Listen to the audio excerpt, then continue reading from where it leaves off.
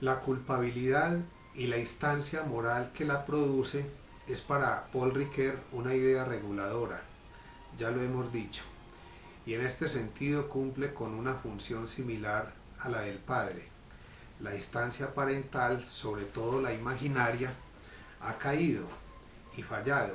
y con ella también fallan ahora las insignias que representaban a ese padre del pasado. El mal de la culpa, nos dice el pensador francés, remite intencionalmente a lo imaginario, pero en contrapartida esa referencia a lo originario constituye el mal como culpa, es decir, como extravío, como desviación, y agrega que la falibilidad del hombre es su condición del mal. Entonces, no saber acerca de nuestra historia sociocultural y psíquica inconsciente, como en el caso del inocente o del inocente Edipo, es mantener abierta la posibilidad de repetir los excesos y las tragedias del pasado. Así que si no sembramos culpa en tanto mecanismos de reparación en pro del cuidado de sí, de los otros y de las cosas, como decía recientemente el profesor Antanas Mocus, en qué vamos a parar en la vida social y particularmente con la problemática de la corrupción, probablemente en una regresión patológica caracterizada por un narcisismo extremo y nocivo, en el que el otro se iría apagando paulatinamente hasta dejar de existir como fundamento del vínculo social. Lo lamentable de todo esto es que tanto los problemas de la delincuencia, la corrupción y la criminalidad en nuestro medio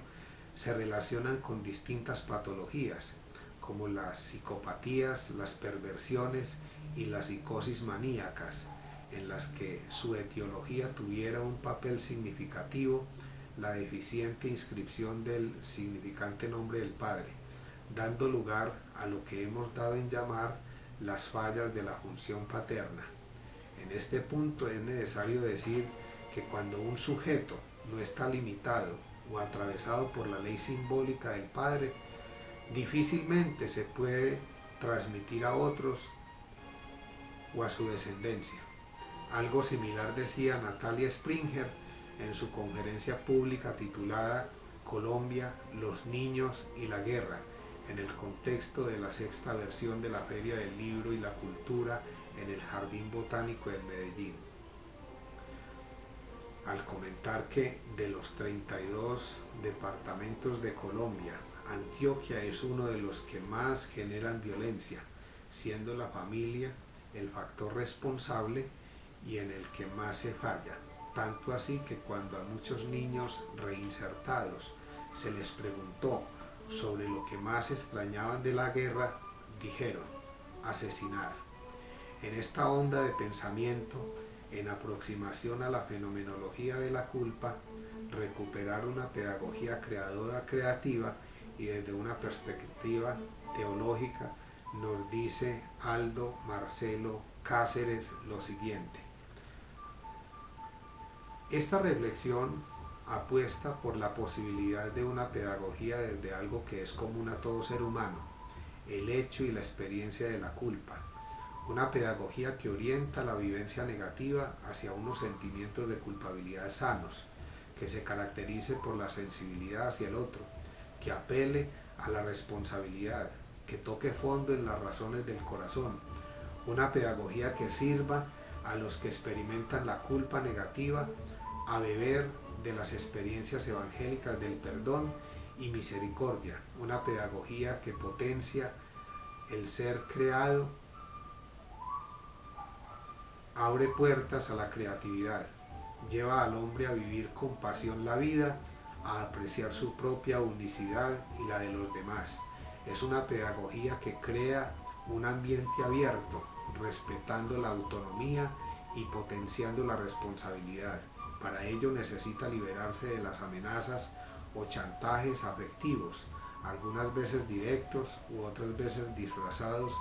de consejos píos o advertencias alarmantes.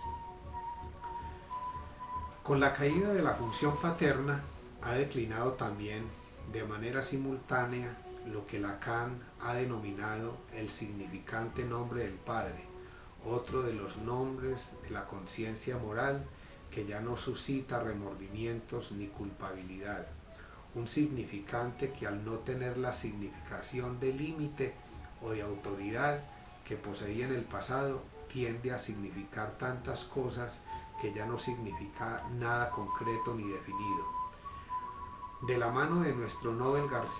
Gabriel García Márquez, también podríamos llamar al declive de la función paterna desde una perspectiva hermenéutica el otoño del patriarca, entendiendo por otoño el tiempo en el que se inicia el declive de una actividad o el final de la vida de una persona, y por patriarca, preponderancia del padre, persona que por su edad y sabiduría ejerce autoridad moral en una familia o colectividad. Luego, como se desprende de la definición misma de otoño y de patriarca,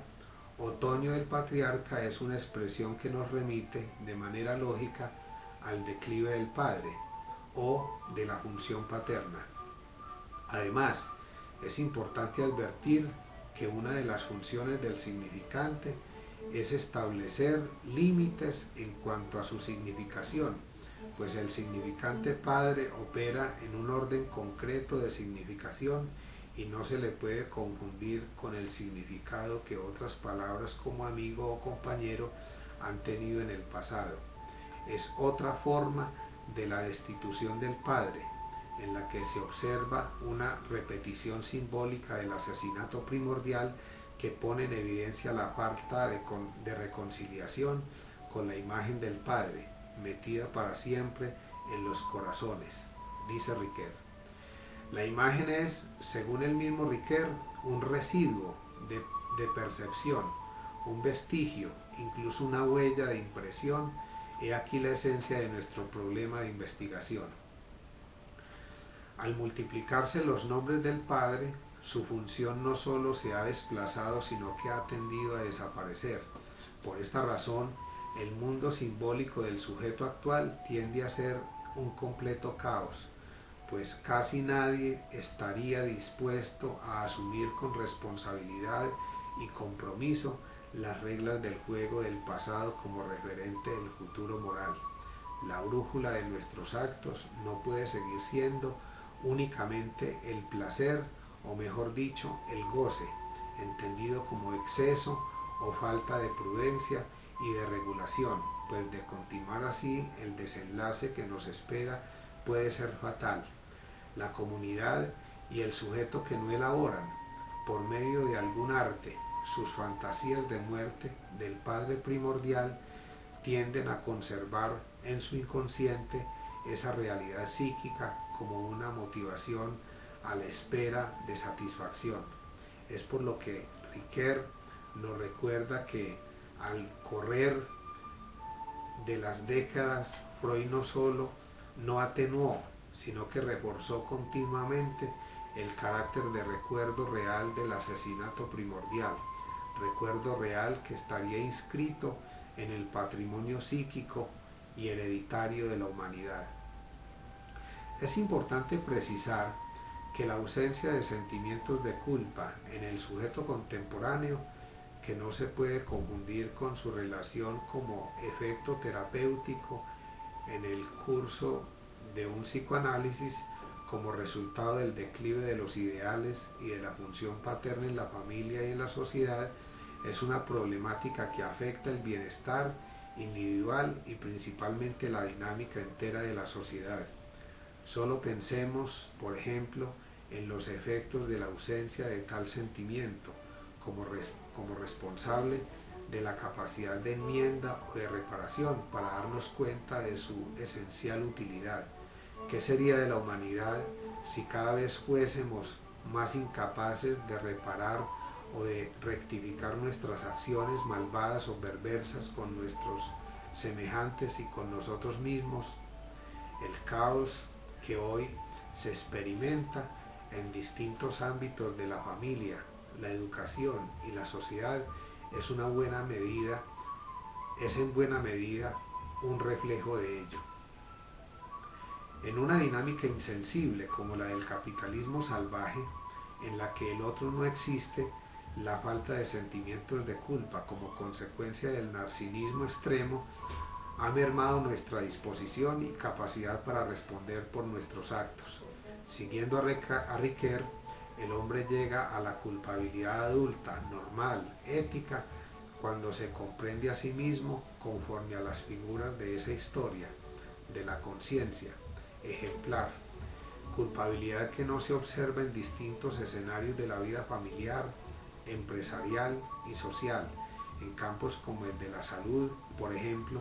los pacientes se mueren por negligencia en la atención o se desmejoran paulatinamente por el exceso de uso de medicamentos,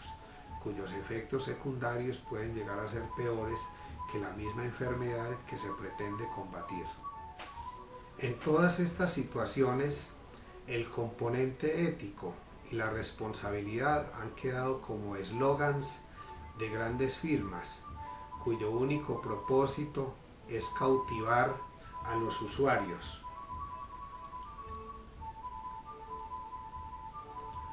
o sea, los pacientes, quienes son vistos como unos simples objetos de consumo. La terapia o el tratamiento biopsicosocial han sido reemplazados por el consumo compulsivo farmacológico, al punto que la mayoría ya no cuenta con otras opciones de intervención más que con las supuestas ayudas que los mercados, amparados por el discurso de la ciencia, se han encargado de popularizar. Así pues, el sentimiento de culpa en la vida social es otro de los nombres de la responsabilidad, la ética y el deber. En esta onda de pensamiento, nos dice Ricoeur, aunque la culpabilidad no sea originaria, es por siempre radical. Arrancar la culpabilidad de la existencia sería, parece, destruir completamente esta última. La consistencia lógica de esta afirmación se puede verificar en el curso de cada uno de los capítulos que componen el presente trabajo. En ellos se puede apreciar desde la óptica de Sócrates, o más bien desde Sófocles, Sócrates, Platón, Aristóteles y Cicerón, hasta autores más recientes y contemporáneos como Habermas, Ricoeur y Freud, la articulación entre los conceptos de culpabilidad, responsabilidad, deber moral y ética,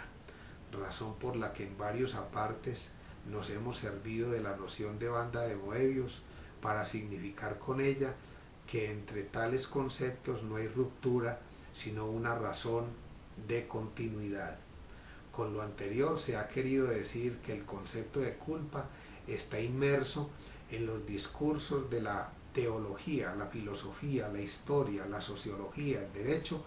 y el psicoanálisis, y hace parte constitutiva de la vida en sociedad, algo que la preserva y promueve, así algunos artistas digan, como el argentino Andrés Calamaro en su canción titulada Las oportunidades, y muchos de sus seguidores repitan que la culpa es un invento muy poco generoso. En esta perspectiva, Paul Ricoeur dice que no hay identificación que no relacione aquello de lo que hablamos con una posición singular en la red espacio-temporal, y no hay una red de lugares en el tiempo y el espacio sin una referencia final al aquí y el ahora situacionales. Por ello sostenemos en general que cuando el sentimiento de culpa está más ausente que presente en un sujeto o en la dinámica de una comunidad, los efectos en la vida familiar, institucional y social se expresan en un ímpetu que busca de manera compulsiva el deterioro permanente del cuidado de sí, de los otros y de las cosas. En esta lógica se podría decir con Ricoeur,